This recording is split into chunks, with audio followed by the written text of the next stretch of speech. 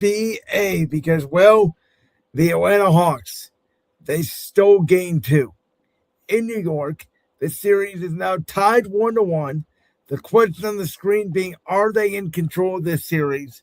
And I think without a doubt they are. I think every time you steal a game on someone's home court, you're in control of the series.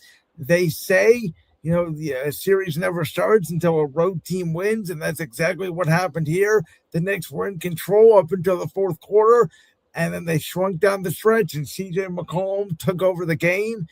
And, the Knicks were my pick to make it out of the Eastern Conference. They mostly handled Atlanta well for 7 out of the 8 quarters in this series, but yet they're not up 2-0. Correct. They theoretically could be down 0-2 in this series if Atlanta had a little bit better start in game one, honestly. But if you watch that game down the stretch, who was CJ McCollum constantly seeking out on the offensive end? The guy who said it himself, Jalen Brunson. Yep. And they really did not make any changes defensively to try and slow down CJ McCollum at all. They didn't really switch the matchup. They didn't send any type of extra help or anything. And I was like, this guy is single-handedly killing you, and you're not making any type of adjustments. I think it caught the Knicks off guard because all of a sudden it was like, again, they thought they were in control of the game, and you woke up and it's a 2-point game with 2 minutes left to go. By the way, and Kendrick Perkins said this on First Take today, and I will echo his statement. Whoever made the trade with Atlanta to send Jonathan Kuminga out of Golden State needs to be fired. Because that dude, since coming to Atlanta, he has fully, exploded. And well, that's because he can be the number 1 or number 2 option. In Golden State, he was the number 4 option. Yes, but he is such a dynamic player. And he is showing that. And here's the thing with Atlanta. Jalen Johnson, arguably their best player, he hasn't had, his best game yet. I agree with that. The one thing I did notice last night, which I think will help the Knicks as series goes further, and we knew this going in, Atlanta is a small team. Which is why, sorry for cutting you off. No, go ahead. Do you remember when Minnesota had success against Denver when Cat was there? It's because they were using that double big lineup with Gobert and Cat. New York should do the same thing with Mitchell Robinson and Cat. Mitchell Robinson was dominating the boards last night, especially when Atlanta would go to their bench. I think the Knicks will be fine ultimately. I think they will end up winning this series because I don't think Atlanta has enough firepower to win 4 of the next 5. But what the Knicks have done is they've just prolonged the series. I could see a scenario, you and I were talking about this last week where we don't think there's going to be a lot of game 7s. I don't think either of us had a series going to a game 7 in the first round. You did. You have this series. Okay. This is the one series that I actually think could go to a game 7. And with Atlanta winning game 2, I think it increases the chances of that actually happening. It could. I think the pressure is all on the Knicks for game 3. If Atlanta wins game 3, then I think the only way the Knicks win the series is in 7. I think game 3 is a must win for New York. Yes, that's what I'm saying. That's exactly what I'm saying. If Atlanta wins game 3, I think they actually win the series. By the way, I think you might find this funny because I was telling another friend this today. Why the NBA decided to put playoff games on Amazon Prime the night of the NFL draft is the NBA's way of saying F you to the NFL for stealing Christmas from us. Yeah, I think that's when Cavs Raptors game 3 is, if I'm Yes, not it is. It is mistaken. 8 o'clock on Thursday, the exact same time as the NFL draft. And by the way, the NBA, unlike the NFL, has no rules against local coverage. So people in Cleveland, they have to go on Peacock or Amazon Prime. Last night's game was a Peacock exclusive game, for God's sake.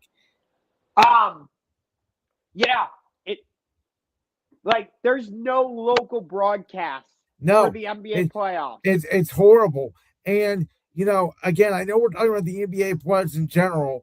I'm glad we got good games on Monday night, and we'll obviously talk about Minnesota and Denver here in a minute because this weekend was 8 games and 8 blowouts. Yes, especially Boston and Philadelphia. Yeah. So now we go to a game that's going to take place on Wednesday. This may be the upset of the weekend, if you will. It was Orlando, a very physical team, which we know of since we faced them 2 years ago, Josh. They went into Detroit, and they did to Detroit what they did to the Cavs and J.B. Bickerstaff, who was now coached by the Pistons 2 years ago. And Pablo Banchero was the best player on the court tonight, and Orlando made their shots. And Detroit looked like a team that was a regular season team that's going to get exposed at some point in the postseason, even if it's not fully this series, to me.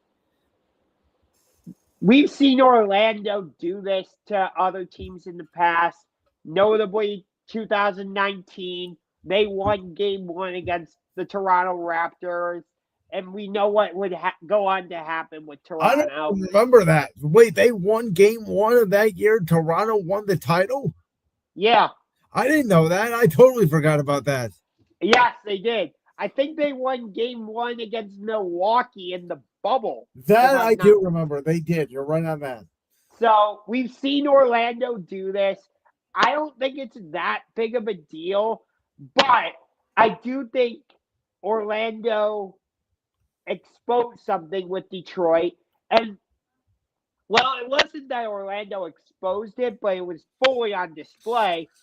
Do you remember the biggest reason we felt like Detroit could take down New York last year was because it wasn't just Cade Cunningham. They had Malik Beasley to be that second scorer. They had Jalen Duren. But this season, they don't have that second scorer. Well, to be fair, you thought they could take the Knicks down. I never did. I thought it was going to be a sweep. And Detroit proved me wrong and took it to 6 games. And by the way, I was saying we as just a general statement, not specifically you and me, but okay. But I'm saying the we does not include me because I never thought that. I never thought the Pistons would win a playoff game or playoff series, I should say, with J.B. Bickerstaff as their head coach. I gave them one playoff series this year because they're facing the Magic and they are the number 1 seed and they were a great regular season team. But this is what J.B. Bickerstaff does in the postseason. He is not a successful head coach, and the Pistons fans are slowly learning this already in year 2 of the Bickerstaff regime. Yeah.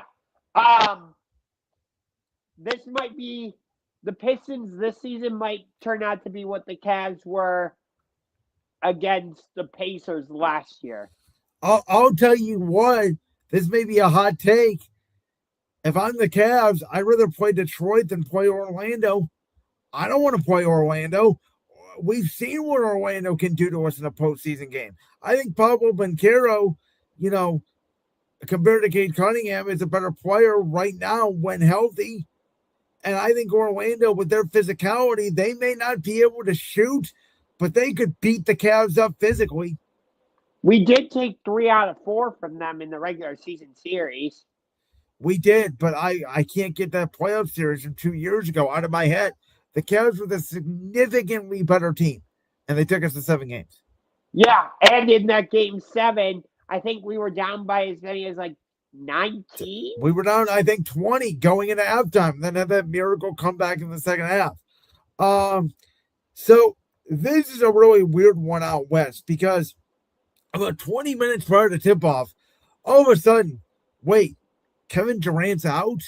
He has a knee injury, and reportedly it took place in practice when he dove for a ball and ran into another player.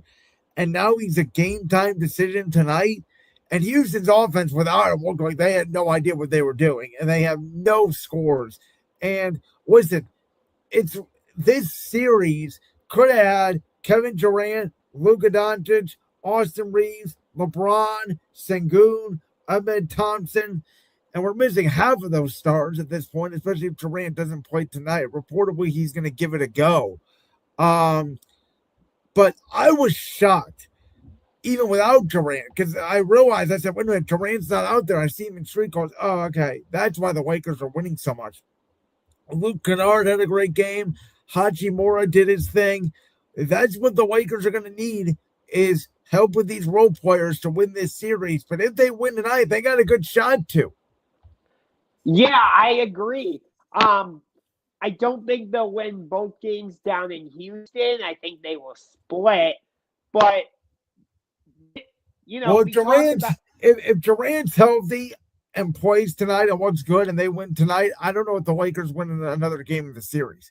I think this is really the defining game of the series. Okay, so we were just talking about how CJ McCollum was a huge difference maker for the Hawks in game 2 against the Knicks. You know who could have used him in game 1 against the Lakers? The Houston Rockets. You know, they lose Fred VanVleet for the season, but they never really addressed their point guard issues. No, and Ime Udoka doesn't trust Reed Shepherd for whatever reason. Basically put him in the doghouse and then decides to throw him out there whenever they need another body.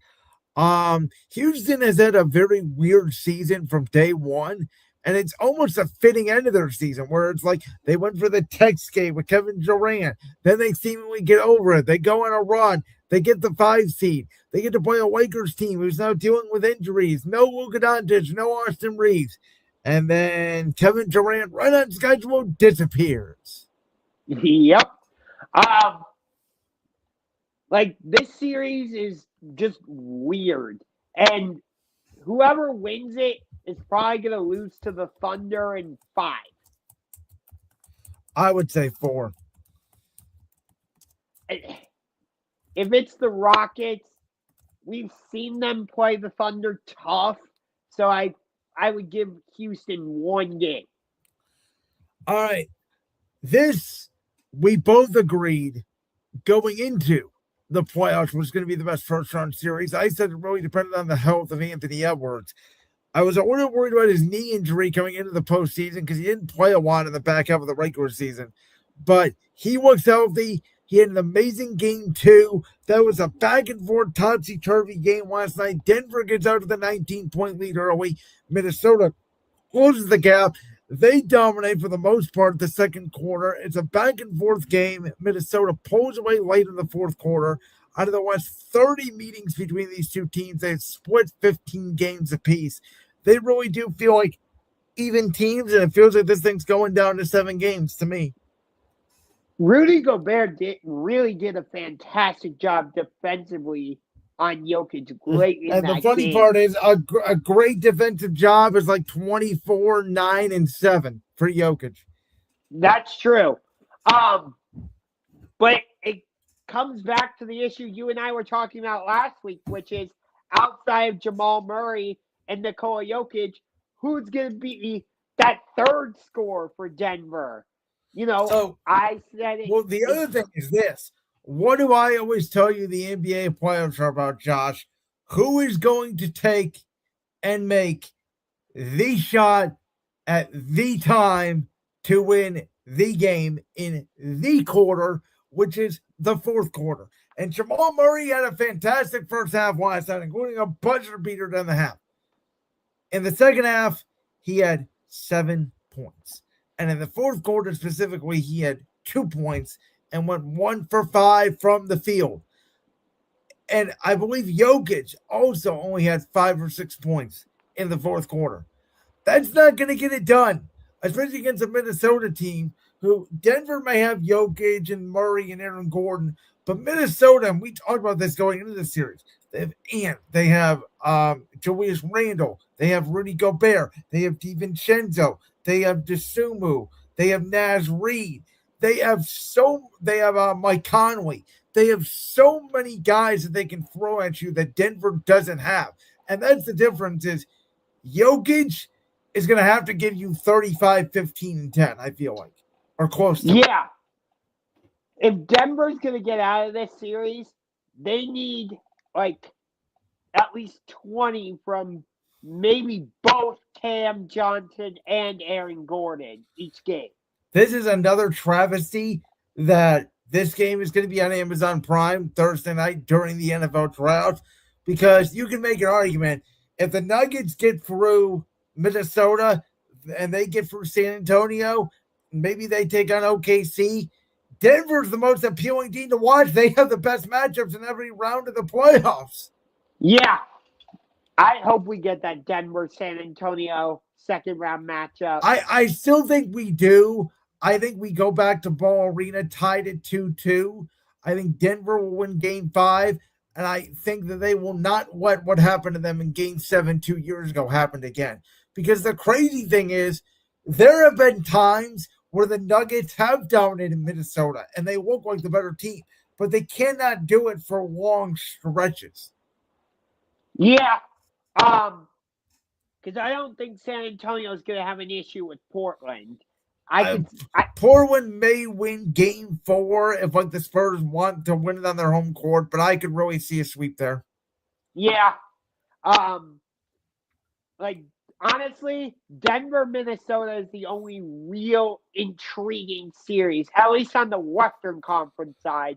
I would argue Lakers Rockets has some intrigue, especially if the Lakers win tonight. Then it gets intriguing. I guess. Because my takeaway is if Durant comes back, if you're down 2-0, I don't think the Lakers are going to win in Houston. So if the Lakers win tonight, automatically that goes to a game 6. And if you get into a game 6, does Luka Doncic come back?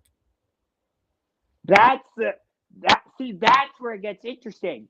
Is can the Lakers extend this series long enough to where Luka can get back? Because you look at the schedule for Lakers Rockets, the series is incredibly spread out. So it's like that, bro. I don't like the way the NBA did these playoff series. Why are we giving more rest for first round games than we are NBA Finals games? I don't know. Like game 3 for Cavs Raptors is on Thursday. Why? It's also been my argument, and I know the NBA won't do it, and I know, Josh, you've disagreed with me on this, but I'm sorry. Game 1, we had 8 blocks. Can we make the first round a best of 3? Can we give the road team, because think about what that would do. That would give a team like Phoenix, Portland, that would make them say, oh my God, we only have to steal one of the first 2 games, and all of a sudden, game 3, it's March Madness. And it may be the NBA, but what's the most entertaining thing about March Madness? It's one and done. Anything can happen. We've seen upsets in college basketball that we would have never expected from a D2 school against Duke. That could happen in the NBA if you made it a best of 3 series. I don't know about best of 3, but I'm on board with like a best of 5. Oh, I think best of 3 would be even better. Because again, think about the urgency you would have.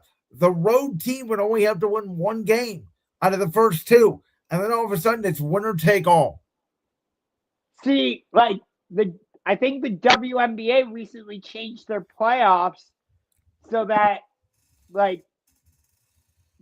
both teams get a home game.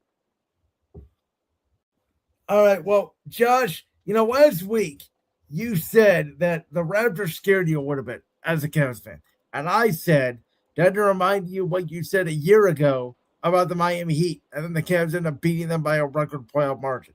Now, last night was a little bit closer at times than I would have liked. The Cavs, that were mostly in control. It was like between 6 and 12. It felt like most of the night. But Toronto feels like a team, and I know that they don't have their point guard right now either. But they just feel like a team. Quickly. Emmanuel Quickly. They feel like a team that's lucky to be there, and they're happy to be there.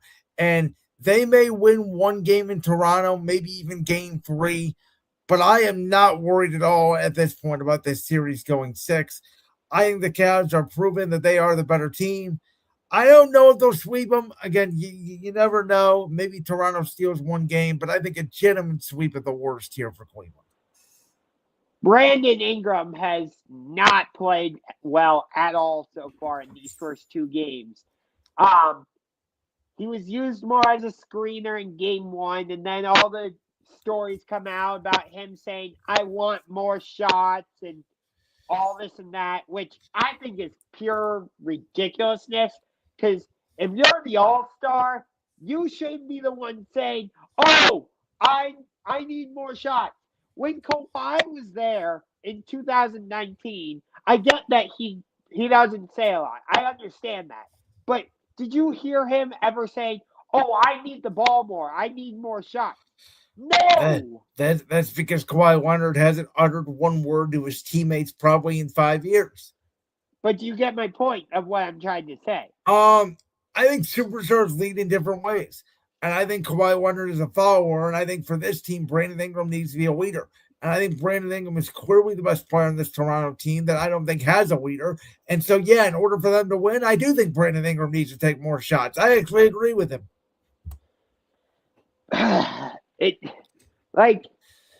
Because you're not going to play through Scotty Barnes. Scotty Barnes is a nice player, but he's not your primary scorer.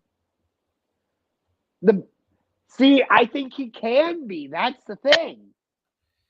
Well, and what has that led to them being the last couple of years? They've been a bad team. They bring in Brandon Ingram now. He has a career year, and they've been the 5 seed this year. And reportedly, from what some of the NBA insiders are saying, the Cavs are very glad they got Toronto, and it's showing. Yeah, I've read that they did not want Atlanta, and I think Atlanta showed why last night. There's also, many people in that Cavs building feel like they got the best draw out of any team and out of any bracket, and I somewhat agree. I mean, the Pistons, I don't think are anything too great, and I think if you picked a team that you wanted to play in the first round, I picked Toronto over Atlanta for sure. Yeah, even if we end up facing Orlando in the second round, theoretically, I don't think they're like this terrifying team. I agree with you.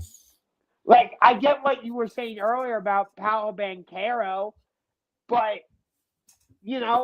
we saw it throughout the season when we played them. Like, we were able to match up with the Magic. It's not like they out-physicaled us.